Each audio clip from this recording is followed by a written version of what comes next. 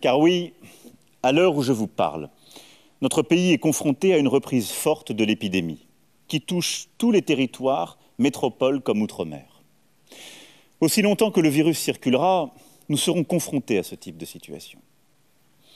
L'apparition du variant dit Delta se traduit en effet par une augmentation des contaminations partout dans le monde. Parce que ce variant est 3 fois plus contagieux que la première souche, il s'engouffre dans tous les espaces non couverts par la vaccination. Pour y faire face, de nouvelles mesures de restriction ont été décidées aux Pays-Bas, au Portugal ou en Espagne. En Asie et dans le Pacifique, certains pays ont dû se résoudre à un reconfinement. Et le Japon, imaginez, qui s'apprête à organiser les Jeux Olympiques, le fera sans aucun spectateur. Et ici, chez nous, en France, la situation est pour le moment maîtrisée. Si nous n'agissons pas dès aujourd'hui, le nombre de cas va continuer de monter fortement et entraînera inévitablement des hospitalisations en hausse dès le mois d'août.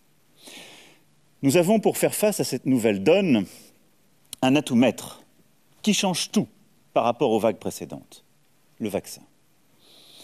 Tous les vaccins disponibles en France nous protègent solidement contre ce variant Delta. Il divise par 12 son pouvoir de contamination et évite 95% des formes graves. L'équation est simple. Plus nous vaccinerons, moins nous laisserons d'espace au virus pour se diffuser, plus nous éviterons les hospitalisations. Et plus nous éviterons d'autres mutations du virus, peut-être plus dangereuses encore. C'est donc une nouvelle course de vitesse qui est engagée. Un été de mobilisation pour la vaccination. Voilà ce que nous devons viser. Vacciner un maximum de personnes, partout, à tout moment. Nous sommes une grande nation, une nation de science, celle des Lumières, de Louis Pasteur. Alors quand la science nous offre les moyens de nous protéger, nous devons les utiliser avec confiance dans la raison et dans le progrès. Pour nous protéger et pour notre unité, nous devons aller vers la vaccination de tous les Français, car c'est le seul chemin vers le retour à la vie normale. Dans un premier temps, pour les personnels soignants et non soignants, des hôpitaux, des cliniques, des maisons de retraite, des établissements pour personnes en situation de handicap, pour tous les professionnels ou bénévoles qui travaillent au contact des personnes âgées ou fragiles, y compris à domicile, la vaccination sera rendue obligatoire sans attendre. J'ai conscience de ce que je vous demande, mais je sais que vous êtes prêts à cet engagement. Cela participe en quelque sorte de votre sens du devoir. Pour tous nos compatriotes concernés, ils auront jusqu'au 15 septembre pour se faire vacciner. Il faut commencer dès maintenant. À partir du 15 septembre, des contrôles seront opérés et des sanctions seront prises. Il y a ensuite tous les autres Françaises et Français, les millions d'entre vous qui n'ont pour le moment reçu aucune injection. En fonction de l'évolution de la situation, nous devrons sans doute nous poser la question de la vaccination obligatoire pour tous les Français. Mais je fais le choix de la confiance. Et j'appelle solennellement tous nos concitoyens non vaccinés à aller se faire vacciner dès aujourd'hui au plus vite.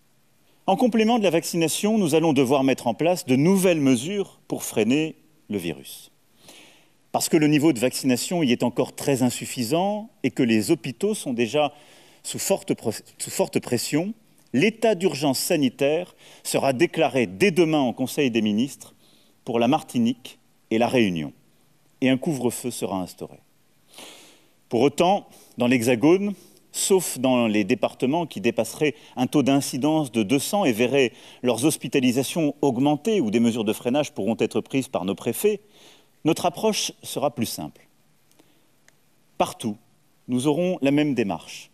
Reconnaître le civisme et faire porter les restrictions sur les non-vaccinés plutôt que sur tous. Dès cette semaine, les contrôles aux frontières seront encore renforcés pour les ressortissants en provenance des pays à risque, avec un isolement contraint pour les voyageurs non vaccinés.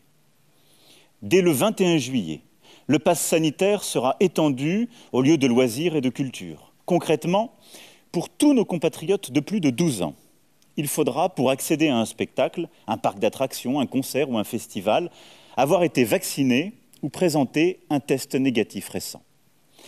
Ce pass est disponible sur l'application Tous Anti-Covid, mais chacun peut utiliser la version papier remise au moment de la vaccination.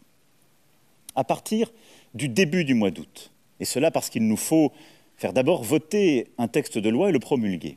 À partir du début du mois d'août, donc, le pass sanitaire s'appliquera dans les cafés, les restaurants, les centres commerciaux, ainsi que dans les hôpitaux, les maisons de retraite, établissements médico-sociaux, mais aussi dans les avions, trains et cars pour les longs trajets.